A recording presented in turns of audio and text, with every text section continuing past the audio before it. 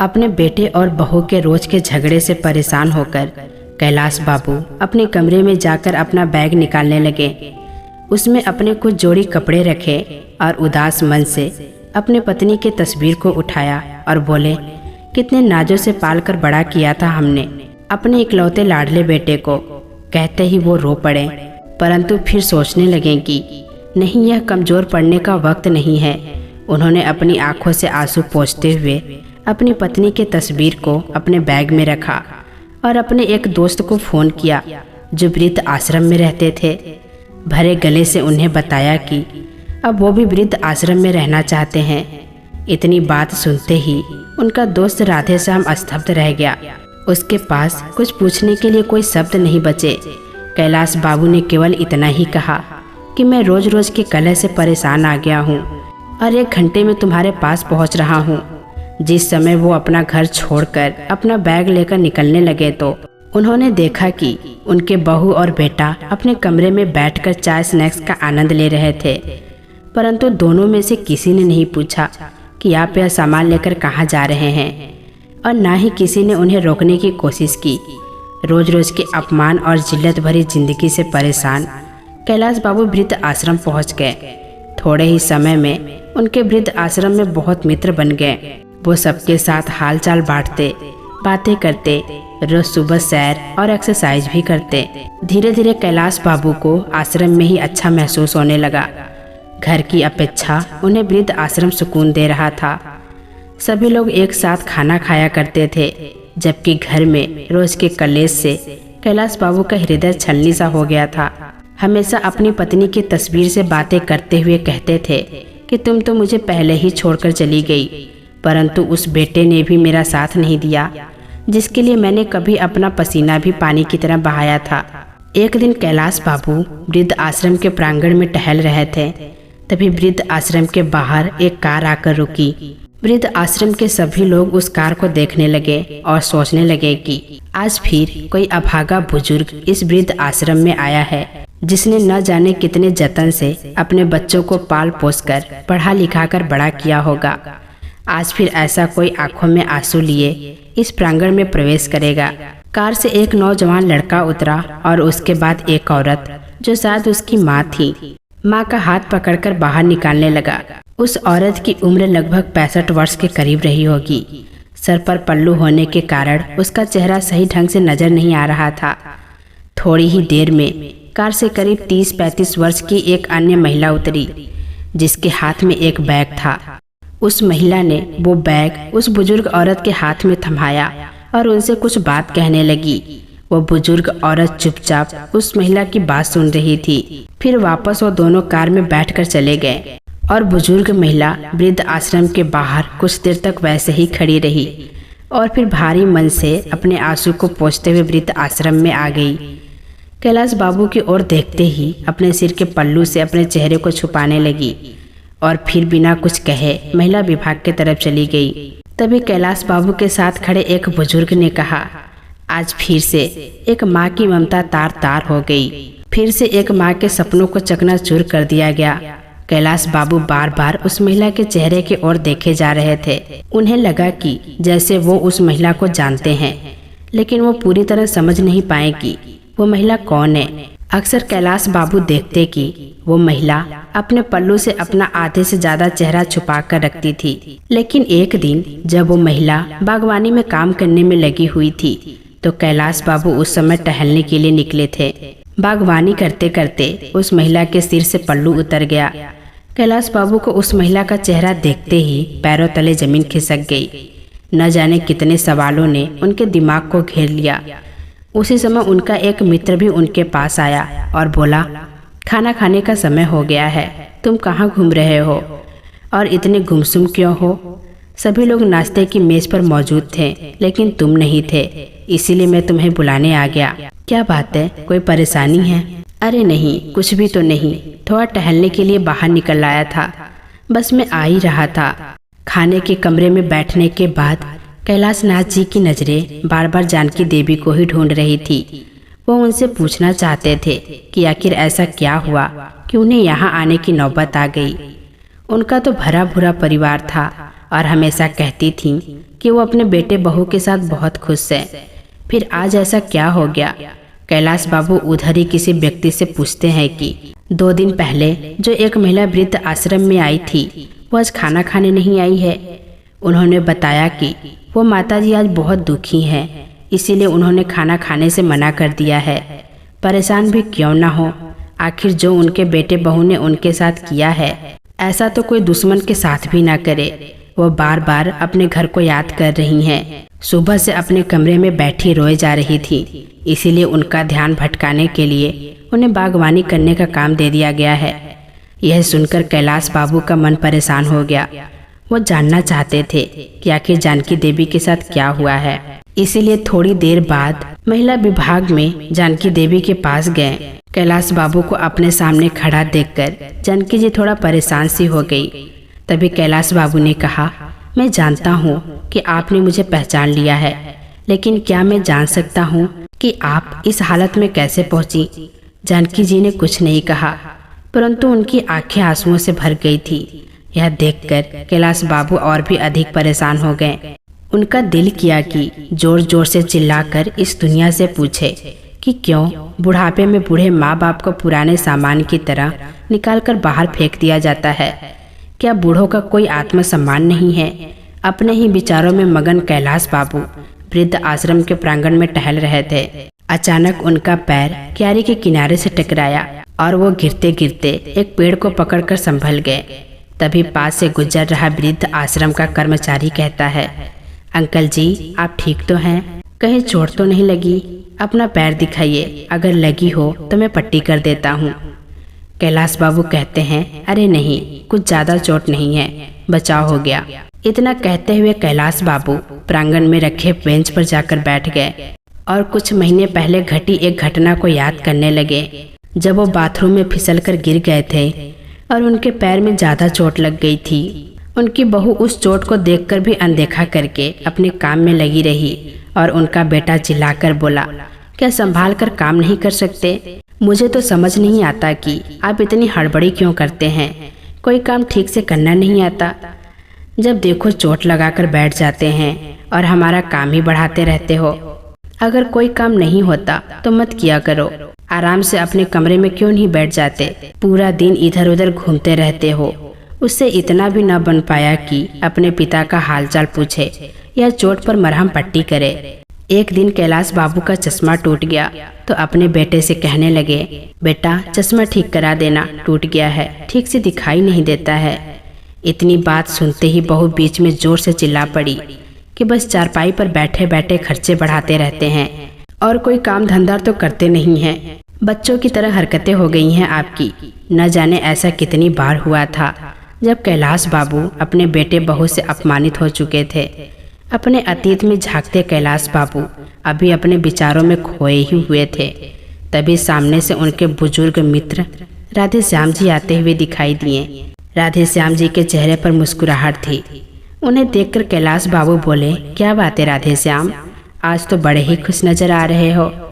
तभी राधे श्याम जी ने कहा, आज मेरे बेटे का जन्मदिन है, आज मेरे बेटे का जन्मदिन है। उसका फोन आया था कि आज वो मुझसे मिलने आने वाला है, इसीलिए मैं बहुत खुश हूँ। बहुत दिनों बाद आज उसका चेहरा देखने को मिलेगा। राधे श्याम जी की बात सुनकर कैलाश बाबू कुछ परेशान से हो गए और अपने मित्र को बोले, जिस बेटे ने तुम्हारी यह हालत कर दी, तुम्हें वृद्ध आश्रम में छोड़कर चला गया, साल में केवल कुछ देर के लिए तुमसे मिलने के लिए आएगा, तुम उस बेटे के लिए खुश हो रहे हो? तभी राधे श्याम जी बोले, मैं तो इसी से खुश हूँ कि कम से कम मेरा बेटा मुझसे मिलने तो आ रहा है। मेरे लिए यही बहुत बड़ी बात है। लेकिन कैलाश जी उनसे नाराज होकर उनकी बात को बिना सुने अपने कमरे में जाकर बैठ गए। सोचने लगे कि यह किस्सा केवल मेरे साथ या जानकी जी के साथ नहीं है। वृद्ध आश्रम में रहने वाले हर एक बुजुर्ग की कोई न कोई कहानी है और सभी की जिंदगी में वृद्ध आश्रम में रहने के पीछे कोई न कोई वजह जरूर है। बिना किसी वजह के अपनी मर्जी से कोई वृद्ध आश्रम नहीं आता। जब तक कि एक व्यक्ति अंदर से भर नहीं जाता है तब तक वो यहाँ आने के लिए मजबूर नहीं होता।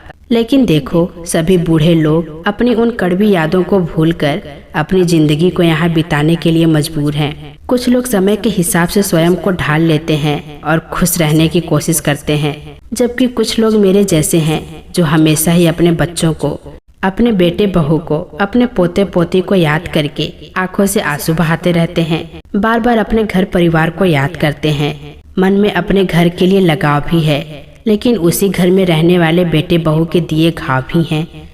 कैलाश जी को कविता लिखने का बहुत शौक था, इसीलिए अपना दिल बहलाने के लिए वो कुछ देर के लिए कविता लिखने बैठ जाते थे। एक दिन जब वो एक कागज पर अपने विचारों की कविता का रूप दे रहे थे, तो उस पर अपने हालात बयान करते करते उनकी आंखें आंसुओं से डबडबा गई। उस समय वृद्ध आश्रम का संचालक उनके पास आया और उन्हें आवाज लगाया।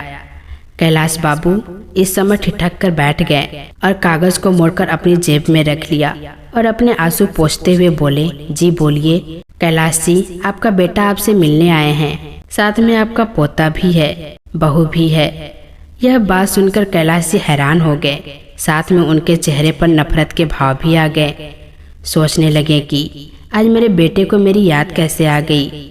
जब ऑफिस में गए तो इस समय उनका 5 वर्ष का पोता गोलू उन्हें देखते ही दादू दादू बोलते हुए झट से उनकी ओर दौड़ा और उनकी टांगों से चिपक गया। कैलाश बाबू की आंखों से आंसू छलक पड़े। तब तक वो मन मारकर वृद्ध आश्रम में जैसे तैसे जी रहे थे, लेकिन अपने पोते को देखते ही उनका दिल कमजोर पड़ने लगा। परंतु फिर अचानक दिमाग में विचार आया कि यह वक्त मजबूती से अपने निर्णय पर टिके रहने का है। ऐसा सोचते हुए गुस्से से अपने बेटे को देखते हुए बोले, तुम यहाँ क्या करने आए हो? चले जाओ यहाँ से, मुझे किसी से मिलने की कोई ज़रूरत नहीं है। मैं यहाँ बहुत खुश हूँ और अपनी ज़िंदगी बड़ी आराम से काट रहा हूँ। कम से कम यहाँ पर मेरे साथ हंसने बोलने वाला तो कोई है। वो पिताजी, दरअसल बात यह है कि आज गोलू का जन्मदिन है और हमने घर पर पार्टी रखी है। गोलू की ख्वाहिश है कि आप भी उसके जन्मदिन पर उपस्थित रहें। यदि आप आएंगे तो आपके पोते को भी अच्छा लगेगा। तभी कैलाश बाबू बोले, देखो मैं वो घर छोड़ चुका हूँ और अब मैं वहाँ दोबारा नहीं जाना चाहता। उस समय उनका बेटा बोला, पिताजी आप घर चलिए, वहाँ आपके मित्र भी पार्टी पे आ रहे हैं।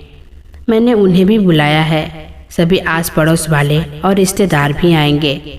सब लोग आएंगे, आपके बारे में पूछेंगे तो हम क्या कहेंगे? तभी कैलाश बाबू बोले, अच्छा तो आज मुझे अपने बेटे के जन्मदिन के लिए बुलाने नहीं बल्कि अपनी इज्जत बचाने के लिए तुम बुलाने आए हो।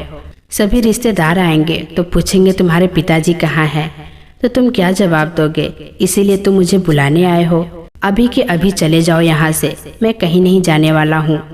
तुम लोग कितने स्वार्थी हो गए हो, जरूरत पड़ी तो बुलाने आ गए, वरना इतने महीनों से मैं यहाँ वृद्ध आश्रम में हूँ, एक बार भी खबर लेने तक नहीं आए। मैं जी भी रहा हूँ या मर गया हूँ। इतना तो दूर फोन करके भी मेरा हालचाल पूछने की जरूरत नहीं समझी तुम लोगों ने। इतना तक नहीं पूछा कि घर छोड़कर वृद्ध आश्रम क्यों चले गए। आज जरूरत पड़ी तो हाथ जोड़कर मुझे लेने आ गए हो। अब से यही मेरा घर है, मैं कहीं नहीं जाऊंगा अपने घर को छोड़कर। ऐसा कहते हुए कैलाश बाबू अपने कमरे की ओर जाने लगे। तभी बेटा और बहू दोनों ने आपस में प्लान बनाया कि पिताजी ऐसे नहीं मानेंगे, कुछ तो करना पड़ेगा, तभी हम उन्हें अपने घर लेकर जा सकेंगे और रिश्तेदारों के ताने सुनने से बच सकेंगे। इसीलिए दोनों रोनी सूरत लेकर कैलाश बाबू के पास गए और गिड़गिड़ाते हुए कहने लगे, आपके पोते का जन्मदिन है, क्या आपको अपने पोते की खुशियों में शामिल होने का मन नहीं कर रहा है? इतनी बात सुनकर कैलाश बाबू का दिल पिघलने लगा। तभी गोलू बोला, चलो ना दादाजी, बहुत मस्ती करेंगे।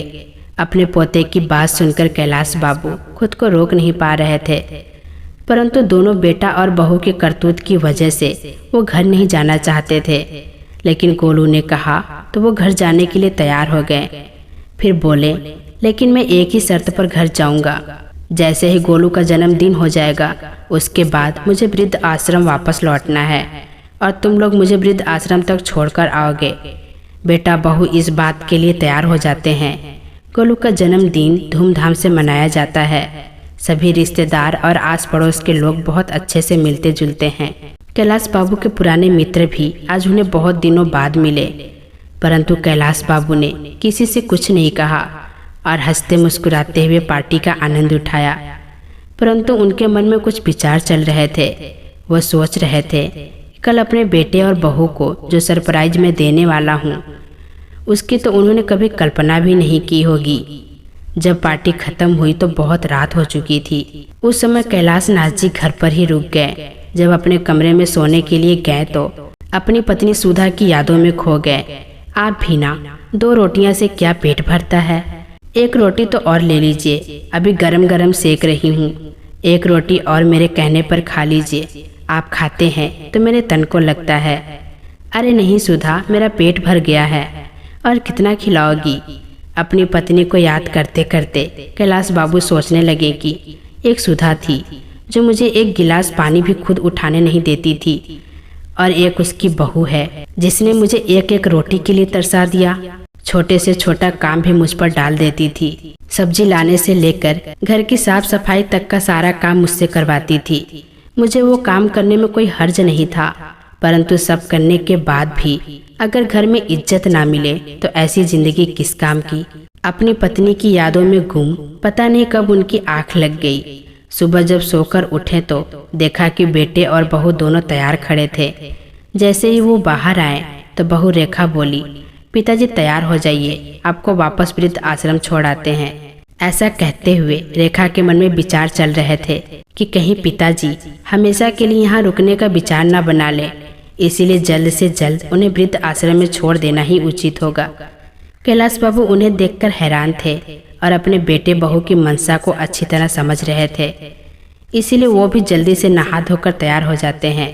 जैसे ही वृद्ध आश्रम में जाने के लिए गाड़ी में बैठने लगते हैं, वो देखते हैं कि उनकी बहू रेखा के चेहरे पर एक संतुष्टि भरी मुस्कान थी। मन ही मन सोचने लगे कि चलो बेटा, आज तुम्हें जो सरप्राइज दूंगा उसके बाद से तो तुम वृद्ध आश्रम का नाम लेना भी भूल जाओगे। कैलाश बाबू ऐसा सोचते हुए कार में बैठ जाते हैं। एक पल को अपने घर को निहारते हैं, फिर सोचते हैं कि ठीक है, जहाँ मन को तसल्ली मिले उधर ही रहना चाहिए। यहाँ तो बेटे बहू को मुझे निकालने की बहुत जल्दी है, तो रहकर भी क्या करूँगा। अपना वृद्ध आश्रम ही अच्छा है, जहाँ मैं अपने हिसाब से खाता हूँ, अपने हिसाब से रहता हूँ और अपने मन पसंद का करता हूँ। किसी की चिक चिक नहीं होती। जैसे ही वृद्ध आश्रम के सामने कार रुकी तो बेटे बहू कार से उतरकर बाहर खड़े हो गए। कैलाश बाबू भी कार से निकले और अंदर जाने लगे। जाते जाते रुक गए और पीछे मुड़कर अपने बेटे बहू को आवाज लगाई। वो दोनों अपनी कार में बैठने ही लगे थे, तभी कैलाश बाबू की आवाज सुनकर रुक गए। कैलाश बाबू ने फिर कहा, वापस मत जाओ, मुझे तुम्हें किसी से मिलवाना है। उनके बेटा और बहू पीछे पीछे चल पड़े। वृद्ध आश्रम के प्रांगण में पहुंचकर कैलाश बाबू वहीं काम करने वाले एक व्यक्ति से जानकी देवी को बुलाने को कहते हैं। जानकी जी जैसे ही बाहर आई, वैसे ही कैलाश बाबू का बेटा उन्हें देखकर दंग रह जाता है, और बहू रेखा तो जैसे काटो तो खून नहीं। उसकी हैरानी का ठिकाना नहीं था। दौड़कर जानकी जी के गले लग गई और फूट फूट कर रोने लगी और बोली, माँ आप यहाँ क्या कर रही हो?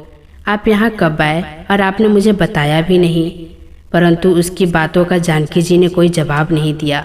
फिर रेखा बोली, मुझे तो यही लगता था कि आप भाई भाभी के साथ बहुत अच्छे से रह रही हो।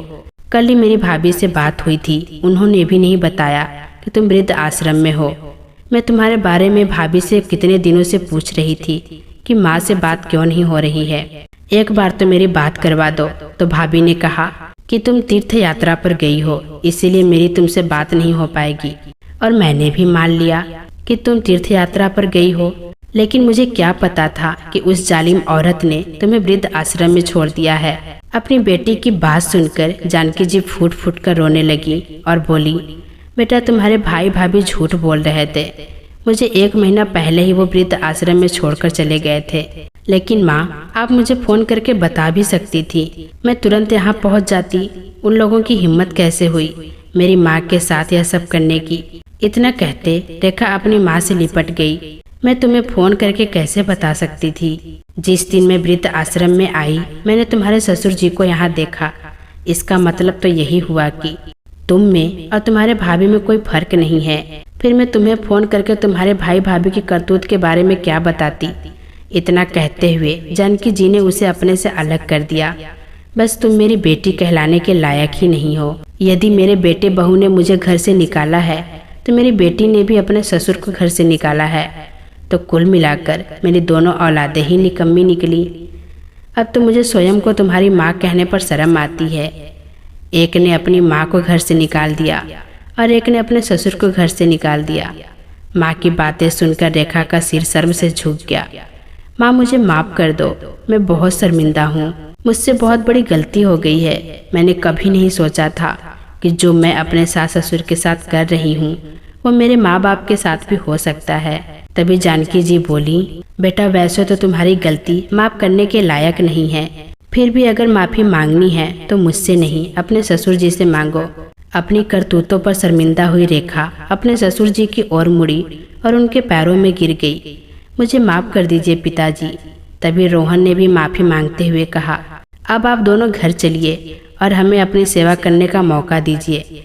तो कैलाश जी और जानकी जी दोनों ने ही घर जाने से मना कर दिया और कहा कि हमें अब बहू बेटे या बेटी के पास नहीं रहना है, हम वृद्ध आश्रम में ही रहकर सुखी हैं। दोनों ने लाख मनाने की कोशिश की, परंतु कैलाश जी और जानकी जी का एक ही जवाब था, एक बार धोखा खा चुके हैं। अब इस उम्र में हमारे शरीर में इतनी जान नहीं बची है कि बार बार अपने बच्चों द्वारा दिए गए धोखे झेल सके। इतना कहकर कैलाश जी जानकी जी अपने अपने कमरे में चले गए। रेखा और रोहन दुखी मन से अपने घर वापस चले गए। घर पहुंचकर उन्होंने देखा कि पिताजी के कमरे में उनके बिस्तर के ऊपर एक कागज रखा था जो शायद उनकी जेब में से निकलकर गिर गया था। जब रोहन ने उस कागज को खोलकर देखा तो उसमें उनके पिताजी की कविता लिखी हुई थी। क्या किसी ने देखा है, मौत से पहले भी मौत आती है। हाँ, मैंने भी देखा है। आज मौत से पहले भी मौत आती है। जब जिंदगी अपने आखिरी पड़ाव पर आती है, शरीर भी काम नहीं करता, केवल सांस आती जाती है। हाँ, मैंने देखा है, मौत से पहले भी मौत आती है। अपने पिता द्वारा लिखे इन शब्दों को देखकर रोहन के दिल पर न जाने कितने तीर एक साथ चुभने जैसा एहसास हुआ।